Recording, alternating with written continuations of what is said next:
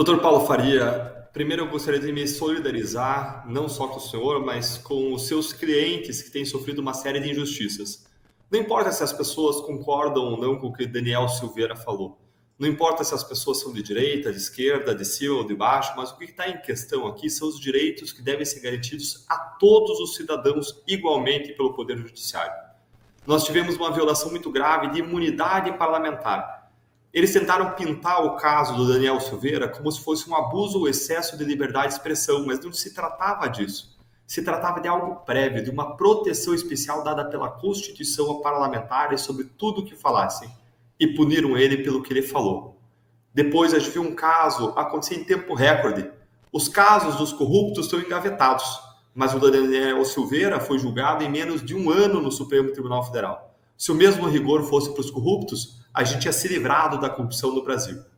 Além disso, a gente teve um tamanho de pena maior do que as penas do mensalão, daqueles que desviaram mais de 100 milhões de reais.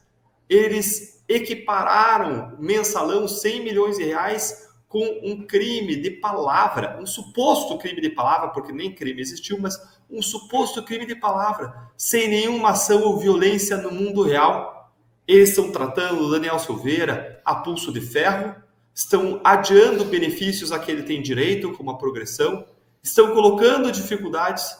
E em relação a Paola, eu estou absolutamente perplexo, porque uma pessoa só pode ser presa se houver razão para acusá-la criminalmente. Eu fico me perguntando se ela tem alguma denúncia criminal que a gente desconheça.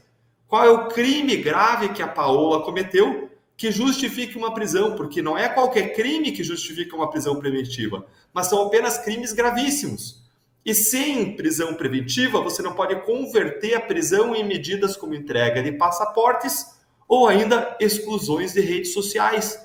Qual é o crime grave que a Paola cometeu? Eu quero entender, porque senão só me sobra para concluir que o grande crime dela foi ter se oposto aos abusos do ministro Alexandre de Moraes. O grande crime dela foi ter sido casada com alguém que fazia parte de uma ideologia que o Supremo persegue, que o Supremo cala e que o Supremo quer destruir. Então a minha pergunta é, a Paola está acusada criminalmente? O que a Paola fez de errado? Deltan, boa tarde. Ela não tem nenhum processo criminal contra ela. O que tem contra ela é uma PET, e a gente sabe que essas PETs são ridículas, são anomalias jurídicas criadas pelo ministro Alexandre de Moraes. Na realidade existia no STF, mas era algo assim, mais utilizado para questões administrativas. Hoje é utilizada para tudo.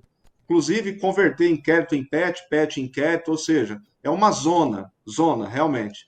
A doutora Paola, ela não tem nenhuma acusação, ela não tem nenhuma denúncia, não existe nenhum processo criminal, o inquérito policial contra ela, nem inquérito existe. O que existe é PET, e a PET foi aberta porque ela recebeu as doações lá em 2022, e ela também é esposa do Daniel Silveira. Então, assim, eu fico até sem jeito de responder com mais um não. Não existe absolutamente nada contra a doutora Paola. Isso é uma das maiores aberrações jurídicas que eu já vi, de todas cometidas por esse sujeito. Então, assim, uma pessoa que não entende nada de direito, nada absolutamente, que estupra e esquarteja a Constituição 24 horas por dia, esperar o quê de uma pessoa dessa que não conhece o Código de Processo Penal, que não conhece o Código Penal e aplica o direito penal do inimigo, que é anular aqueles que são inimigos do Estado. E ele já deixou muito claro que a lei é ele e o Estado é ele. Porque quando ele aplicou a condenação do artigo 18 da LSN, que foi outra aberração, de condenar uma pessoa com a lei revogada, é surreal isso que aconteceu. Então, Daniel Silveira e Paola da Silva Daniel são o primeiro por ser o desafeto número um do Alexandre de Moraes e a segunda por ser a esposa dele. Então ele está perseguindo todo mundo e sem razão nenhuma, Deltan. Doutor Paulo, eu fico imaginando que diante desse arbítrio tremendo, o senhor já deva ter recebido uma palavra de solidariedade da Ordem dos Advogados do Brasil. Eu fico imaginando que já tenha a USP entrado em contato com o senhor para fazer uma carta em defesa da democracia e dos direitos humanos. E eu fico imaginando que aquele clube auto-intitulado de Clube Prerrogativas, que defendiam o direito de defesa para os seus corruptos de estimação, em nome dos direitos humanos, deva ter soltado várias notas, entrado em contato com o senhor, oferecido o seu auxílio e protestado publicamente. Mas eu não vi nada, e eu gostaria de perguntar para o senhor onde estão os autodenominados garantistas.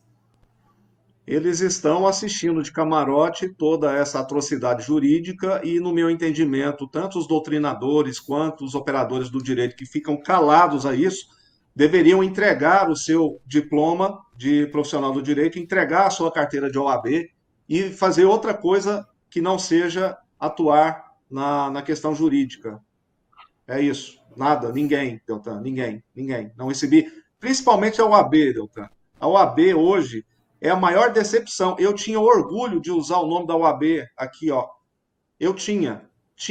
Hoje eu não tenho. Hoje eu tenho vergonha de dizer que eu tenho um presidente da OAB Nacional que chama Beto Simonetti, que é um omisso, e ele não cumpre o estatuto da OAB. Basta ler o artigo 44 e 54. Ele não cumpre a finalidade da OAB. E eu e você sabemos muito bem que quem deixa de cumprir a lei por questões pessoais, ele comete um delitozinho lá do artigo 319, que é a prevaricação.